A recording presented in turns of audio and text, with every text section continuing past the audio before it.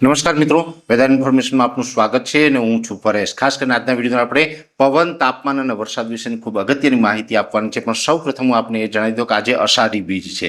અષાઢી બીજ એટલે કચ્છીઓનું નવું વર્ષ, એટલે આ અષાઢી બીજે કચ્છી ભાઈઓના નવા વર્ષ નિમિત્તે ખૂબ ખૂબ શુભકામનાઓ। અને આમ તો અષાઢી બીજ છે એ ગુજરાતભર આપણે ઉજવીએ છીએ અને આજે કહી શકાય કે કોટે મોર ટહુક્યા વાદળ ચમકી વીજ, મારા રુદાને રાણો સાંભળો જોને આવી અષાઢી બીજ।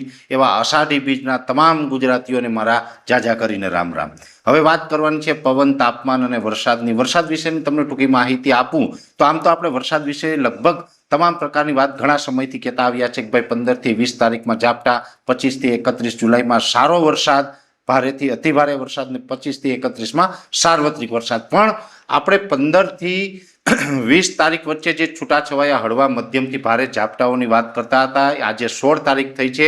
ગઈકાલે 15 જુલાઈ 2026થી આ ઝાપટાઓની શરૂઆત થઈ ગઈ છે। ઘણી જગ્યાએ ઝાપટાઓ નોંધાયા છે। આજે 16 તારીખ અને અષાઢી બીજના દિવસે પણ રાપર વિસ્તાર હોય કે રાજકોટ સહિતના ઘણા બધા વિસ્તાર દક્ષિણ ગુજરાતનાથી લઈ અને અષાઢી બીજે પણ છૂટાછવાયા ઝાપટા નોંધાયા છે। હવે આ ઝાપટાની જે શરૂઆત થઈ છે એમાં આમ તો જે મોન્સૂન ઓફશોર ટ્રફ છે સક્રિય થવાનો હતો ને એને કારણે ઝાપટા પડવાના હતા, એ મોન્સૂન ઓફશોર ટ્રફ સક્રિય થઈ ચૂક્યો છે અને અત્યારે એક આપણા ગુજરાત ઉપર યુએસી પણ સક્રિય છે, એટલે કે અપર એર સાયક્લોનિક પણ સક્રિય થયું છે। પણ એ અપર એર સાયક્લોનિક સર્ક્યુલેશન છે એ ખૂબ નબળું છે, એટલે આમાં આપણે 15 થી 20 તારીખમાં કોઈ ભારે વરસાદ નહીં પણ છૂટાછવાયા હળવા મધ્યમ ઝાપટા પડવાના છે। પછી એકાદ સેન્ટરમાં કદાચ સારું ઝાપટું કે વધારે વરસાદ પડે એ વાત અલગ રહેશે, બાકી છૂટાછવાયા ઝાપટા છે, મોટા વરસાદની આશા રાખવાની નથી। 25 થી 31માં સારો વરસાદ થશે। એટલે વરસાદ વિશેની ઘણા સમયથી આપણે જે વાત કરતા હતા એ કન્ટિન્યુ છે, એમાં કોઈ ફેરફાર હજુ થયો નથી, એટલે એ જ પ્રકારે થવાની શક્યતાઓ છે।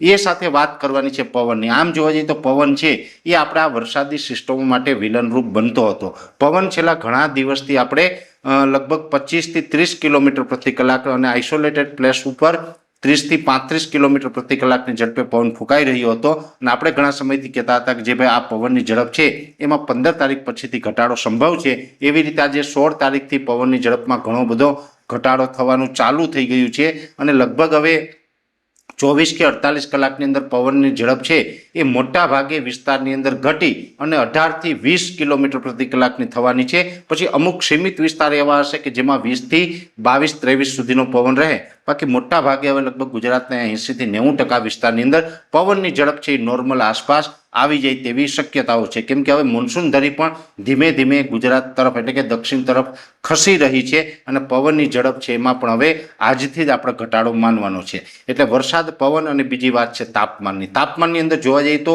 આજે 8 જુલાઈએ વરસાદનો રાઉન્ડ ગુજરાતમાં પૂર્ણ થયો, એ પછીથી તાપમાન ધીમે ધીમે ઉચકાયું હતું। તાપમાન ઉચકાયું એટલે લગભગ 28 થી 32 ડિગ્રીની રેન્જમાં તાપમાન જોવા મળ્યું અને અમુક વિસ્તારની અંદર જે હીટ શહેરો છે એની અંદર 34 ડિગ્રી સુધી તાપમાન જોવા મળ્યું। પણ હવે તાપમાનમાં પણ ઘટાડો થવાનો છે। આવતીકાલથી એવરેજ તાપમાન છે 30 ડિગ્રી કરતાં નીચું આવે તેવી શક્યતાઓ છે। જે 32 ડિગ્રી, 33 ડિગ્રી કે અમુક જગ્યાએ 34 ડિગ્રી હતું એ તમામ વિસ્તારોની અંદર ધીમે ધીમે તાપમાન ઘટી અને 30 ડિગ્રી કરતાં નીચું, અને હવે આ તાપમાન છે લગભગ સંપૂર્ણ જુલાઈ મહિનો પૂર્ણ થાય ત્યાં સુધી ઉચકાવાનું નથી।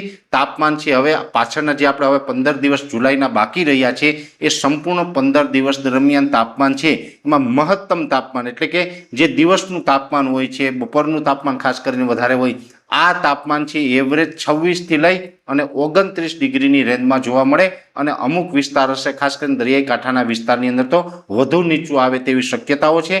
તાપમાન ઘટવાનું છે એ સાથે પવનની ઝડપમાં ફેરફાર થવાના છે અને ખાસ હવે જે ચોમાસું ધરી છે ગુજરાત તરફ આવી રહી છે, ધીમે ધીમે ઝાપટાઓની શરૂઆત થઈ છે, એટલે ગરમી, ઉકળાટ અને બફારો જે આપણે હમણાં એક અઠવાડિયાથી અનુભવી રહ્યા હતા એમાં પણ હવે ધીમે ધીમે રાહત મળશે। એટલે પવન, તાપમાન, ગરમી, ઉકળાટ અને વરસાદ વિશેની ખૂબ અગત્યની માહિતી હતી એ મેં આપના સુધી પહોંચાડવાનો પ્રયત્ન કર્યો છે। અત્યારે આ વિડીયોની અંદર એટલું જ, દરેક મિત્રોને વિનંતી રહેશે આ વિડીયોને લાઈક આપીને દરેક ગ્રુપમાં શેર કરી દેવો। જો તમે અમને યુટ્યુબ ઉપર જોઈ રહ્યા હોય તો ચેનલને સબસ્ક્રાઇબ કરજો, સાથે ફેસબુક તથા ઇન્સ્ટાગ્રામ આઈડીને ફોલો કરજો।